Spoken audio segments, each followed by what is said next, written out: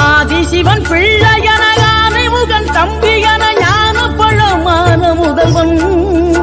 நீ பாடும் குரல் வளம் கொடுக்கும் பனிமலையில் வாழும் அந்த பார்வதியின் இளைய புதல்வன்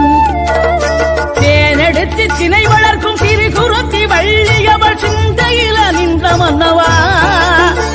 நீ நாடி வரும் பக்தர்களின் நாட்டம் அதை தனித்தருளும் ஞான குருநாதன் அல்லவா படிப்பறிவும் எழுத்தறிவும் குறைந்த என்னை உலகில் இன்று புலமை பெறச் செய்த குமரன்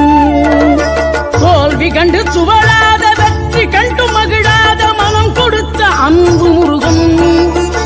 நீ தேடி வந்த பகையாவும் திசை மாறி போகச் செய்து என்னையாளும் செந்தில் குமரன் என்னையாளும் செந்தில் குமரன்